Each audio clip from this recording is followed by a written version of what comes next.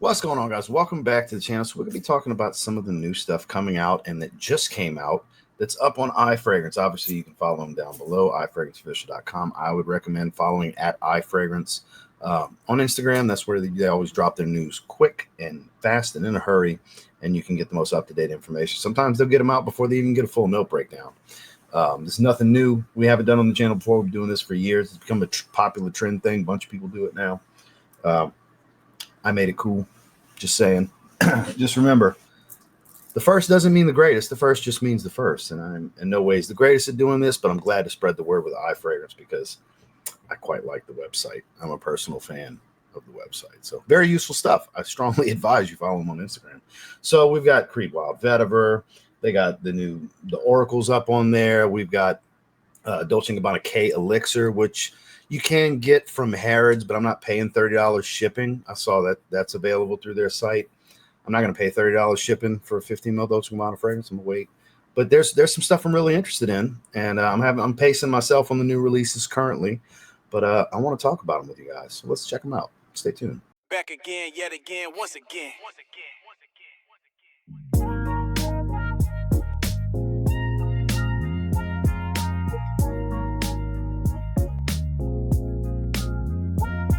Always giving you the real, one fragrance at a time.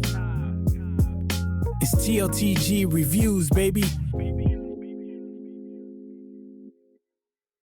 So again, here we go, iFragranceofficial.com. So we got Creed's new Wild Vetiver right here on the top page. They have an article on it already. It's an eau de parfum. Of course, that green glass looks really good with the gold cap. But we have some sort of, is that maybe red currant? So we go Timur Berry. Never heard of this. Bergamot and pink pepper. Then we got Rose Centifolia, geranium, black currant bud. We've got vetiver, cedarwood, and amberwood. Seems pretty mass appealing to me. A little sweet, fruity, different type of fruitiness too. Timur berry, bergamot, and black currant bud.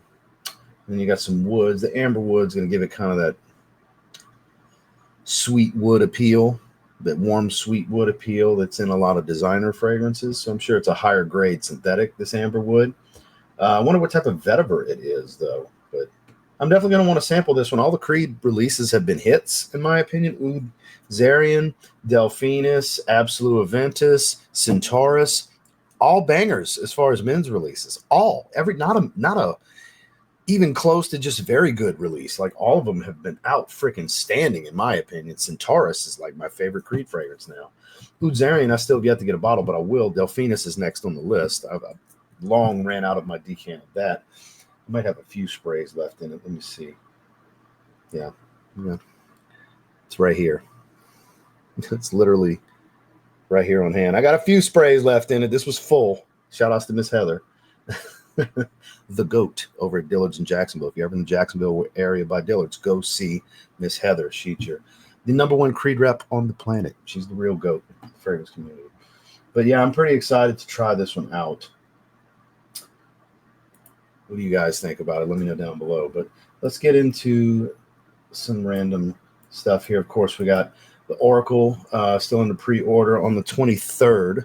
In a few days from now. Samples will be available on the site. I'll have it linked down below if you haven't grabbed it yet, because my link will save you 10%. Saves you $29.50 because it's the Basileus collection. It's George's private line. It's Privé fragrance. I literally wore it again yesterday.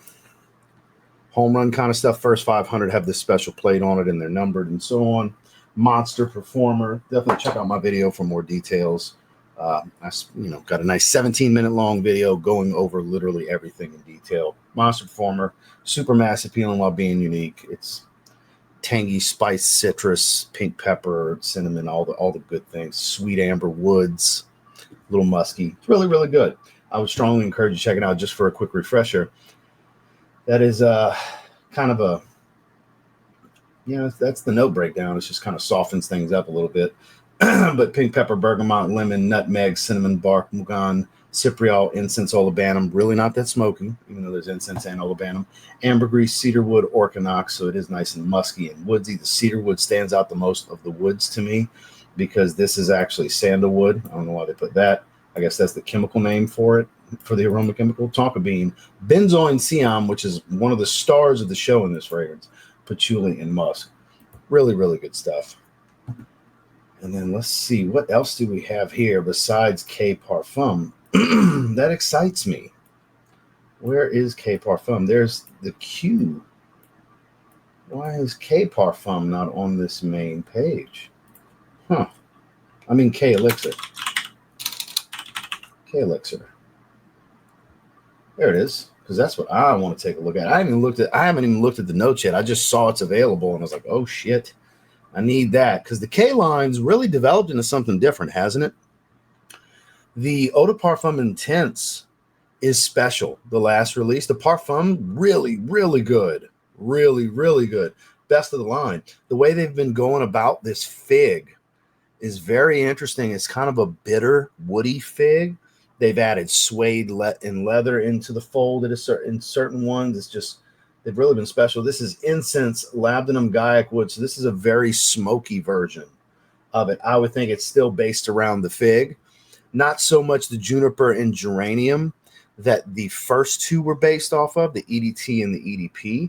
Far more fresh fragrances, super mass appealing. Whereas these have walked the path of kind of more for a mid-level designer, like enthusiast grade type of stuff with these scent profiles. They're not just run-of-the-mill mass appealing fragrances that smell like a bunch of other stuff. So I got to give them that. So we got incense, labdanum, and gaiac wood, smoky wood, smoke, and then a leathery, could be more than likely it's a leathery accord, but could be ambery. Let's see what the write-up is on this one. New Flanker takes the original's DNA to dangerous extremes with this powerful intensity. It comes up lacquered in royal blue and finished with a crown-shaped silver cap. So that doesn't tell you a whole lot other than it cranks up the intensity. So the original's DNA, like I was just saying, is juniper geranium aromatic. It was a little powdery sweet, super mass appealing. A lot of criticism, negative criticism to KEDT. I think it's a great fragrance, but everybody wants you to reinvent the wheel with every designer release, right? The EDP took it a step further, made it a bit stronger, a little bit deeper, a little bit more woodsy. But then you started getting into the EDP Intense and the Parfum, where they really changed the game with the fig, the earthiness, the leathery facets, a bit more animalic. You got smoky elements. They really darken things up and really changed the profile. And I think that's more so where this is going still. But I'm very eager and excited for this one. So definitely let me know down below. Is anybody else planning on grabbing this? Because you can get it right now from Harrods. Because I put it in a cart earlier. Because look, it's $170 for a 50 ml. And then when you add to bag, it's $30 shipping. Fuck no. Okay, I can wait a little bit longer and get it in the States and probably pay no shipping because I'll be paying over $100 or $120, whatever it is, from Dolce & Gabbana, from the brand's website. So my advice, don't do this. Sorry, iFragrance. I know it's an affiliate link and you'll make a commission. Sorry, I got to tell people the real deal here. Don't pay $30 shipping for this fragrance. Wait 2 to 4 weeks for this shit to be available in the U.S. This is coming from the UK. I believe this Harrods is in the UK or London or something like that. Don't do that. Don't do that unless you're just so impatient and you don't mind setting $30 on fire for shipping. Then sure, by all means, spend $30 shipping on a bottle this big. But if you wait till it comes to the States, you can go pick it up at Macy's for free. You just go to Macy's and get it. You can get it on their website if you want to use the 15% off stuff. I don't know how they handle that in store. And then you can always get it from the website, where when you buy directly from the website, you cut the middleman out. They're not selling it wholesale to these resellers where they sell them 75, 80% off of retail. They're making their money if you buy it directly from them. When the middleman is cut out, the brand makes all the profit at the retail price. So they're going to give you mini bottles, samples, free gifts, free shipping. They're going to give you all kinds of shit, because they're still making way more by you buying it from them and them giving you a bunch of free shit and free shipping versus you buying it from Macy's, versus you buying it from Harrods, versus you buying it from Nordstrom, versus you buying it from Neiman's. For those of you that didn't know that. So if you really do want to support the brand, that's the best way too. And the brand will reward you most of the time. Your Raban's, your Jean Paul Gaultier's. You ever notice when you buy directly from them, They give you your choice of 2 or 3 or 4 samples, a mini bottle or 2, a travel atomizer, a beautiful gift bag and box. Like, they want to shower you with some extra things that are write-offs for them anyway, because that's their way of thanking you for letting them make the profit and not Macy's or Harrods. That makes sense? So not just am I saying let the brand make the money, because I don't have no skin in the game with the brand making money. I'm just saying crazy talk for you to spend $30 shipping on this fragrance. That's what stopped me, because I really, really, really want this one. Not that bad. Not bad enough to spend $30 shipping. So we haven't talked about Legend Elixir yet. How exciting is this? Another one I so desperately want, because the Legend line always delivers, in my opinion. The Intense, the greatest of all time, long discontinued. The original and the EDP are fantastic. I would say of what's on the market, the EDP is probably the best one. That's true to the original's DNA, which is that Legend style DNA. So let's see what they have to say. I haven't looked at notes yet on this one. Newest flanker in the Legend line for men, the aromatic fougere DNA of the original Legend has been reimagined in an elixir version that ignites the senses with its undeniably masculine energy and mass appeal. Okay? It comes lacquered in glossy silver hues, following the aesthetics of the line. Available in 1 ounce, 1.7, and 3.3. We've got bergamot, lavender, pink pepper, cardamom, iris, clary sage, pomarosa, cinnamon, vanilla extract, vanilla absolute, ambrofix, amber, benzoin, rock rose.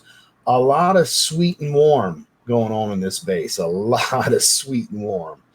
And so you got 2 different vanillas. Ambrofix, which is kind of an ambery musk, ambery ambroxan family kind of thing, and amber. And benzoin, which is kind of what they replace real amber with these days. So we kind of got amber, amber, amber, vanilla, vanilla. And then rock rose isn't like really rose so much. It's kind of a little kind of amber family still. I think it's going to be incredible. I think this is going to be incredible. I'm very eager. See, they just put a FragranceNet link there. It's not available from FragranceNet yet. I'm very eager to check this one out, because I'll tell you what, showing this picture is fitting, because Explorer Extreme, great release, leathery, spicy, aromatic, walks the path of Absolute Ventus, but it's not quite Absolute Ventus. Walks the path of Sauvage Elixir, but it's not quite Sauvage Elixir. Because like I said, you add this leathery facet into the fold that neither of those really have, and it changes the game. So this combination right here, I bet, is a banging 1-2 punch to have in your fragrance wardrobe. I'm super excited for this one. Montblanc tends to deliver every time, in my opinion.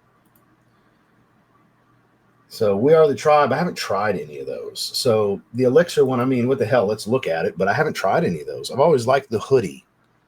It's a bottle of a headless man with his pockets in his hoodie, his hands in his pocket of the front pocket of his hoodie. I've always liked the bottle. I've just never tried any of them, and they're cheap. I just never got around to them. Benetton, We Are Tribe Elixir. The flanker to We Are Tribe Intense and We Are Tribe. Play. The fragrance features top notes of black pepper, orange blossom, lavender, mid notes of fir balsam, tonka bean, and labdanum. Anytime I hear fall balsam, fir balsam, my ears perk up. And base notes of amber, amberwood, leather, and vanilla. Sounds done before, but probably still pretty good. 90 ml. That's one I would wait. You know, that'll hit the discounters. You can get that under $70 at some point. It probably won't be 20 or $30 like the other ones. Maybe a couple years from now, 2 years, 3 years, or something like that. But even then, Elixir flankers kind of hold their value a bit more. They put a little more into them with perfume oil. That's one that I would say $50 to $70. Yeah, count me in, $50 to $70 range, and I'll probably buy the other ones too. Spend $120, $130 and buy all 3 of them at once. I'll probably do that when the time comes. When that hits like a Frag Flex or a Joma Shop or something like that, that'll be the time for me. So all in all, I think that covers pretty much all the ones that I wanted to cover. I mean, we've covered these. I don't think we covered Invictus Elixir yet on the channel. It's been announced for a little while. It's supposed to be dropping, I think, this next month. Million Night Elixir and Invictus Elixir, I believe, very beginning of March. I think even March 1st, maybe. I think they're launching. Mineral notes, cypress, vanilla, caviar. That's interesting. It's an Invictus flanker. I'm gonna buy it. I'm gonna buy it from Rabanne, just like I'm doing Million Night Elixir. As soon as Million Night Elixir is available from Rabanne's actual website, count me in. I check once a week. There's only certain ones I'm willing to pay full retail from the brand for, and pretty much Paco Rabanne's mainstream lines. I'm a big fan. I like sweet designers. They're kind of like the king of the sweet designers. I buy all the Paco Rabanne's. Still waiting on Lamal in blue to be readily available, and that other LeBeau flanker that's coming out. So there's so much. I got to pace myself right now. It's heavy right now when it comes to all of these designer releases. I mean, then we have some niche stuff popping up along the way, indie stuff. You always have Middle Eastern drops. You got a bunch more Hawasses coming at some point this year. We got 4 more coming. Forgot the names of those. I saw a picture the other day. No, I don't have a bunch of information. I know somebody's going to ask. They'll be popping up on iFragrance whenever the time comes. Just when you treat this as a collectible hobby, it's a rabbit hole. It's an expensive rabbit hole, so pace yourself. And don't shortchange yourself by just buying fucking clones all the time. I like a lot of different clones too. But boy, don't just build a collection on knockoffs, guys. That's like having an entire closet of fake Gucci clothes or an entire wardrobe of fake Jordans. Okay, if you want to have a couple of them here and there, like a Travis Scott one low top, which I don't have any, but I could somewhat understand a Travis one low knockoff, because fuck, what, $1,000 on the recent? No. I'm not a famous rapper. I'm not fucking an artist or something with, making 8 figures a year. I'm not going to spend $1,000 on a fucking pair of Jordan 1 lows that was $180. See what I'm saying? So that's one of those rare instances where it's like, they're pretty much the same anyway with quality and everything. They make them in the same factories. I get all that. Outside of that type of situation, do you really want a shitload of fake stuff? Clones are fakes. They're knockoffs, unless they're manipulating and twisting. But when they're trying to be the same, which they are starting to go more the route of manipulating, twisting, which I like, because then they're not the same fragrance, because designers do that shit too. So I like that shit. Keep giving me the twists and the manipulations that it's kind of this, but it's really not this. That's the good stuff. If you're building a wardrobe with those, still kind of their own thing. So I'm with that. So it's catch-22 to all this. Little food for thought, TLTG tips of the day, and food for thought, I guess, is what we could call that segment. But I appreciate you guys for checking out the video. I've got a lot of shit going on. I'm about to leave for the day, and I appreciate you. There's links down below to check out iFragrance. Of course, if you want to check out George's new fragrance, that's going to be linked down below as well. Make sure to like and subscribe if you leave, and we'll see you on the next one.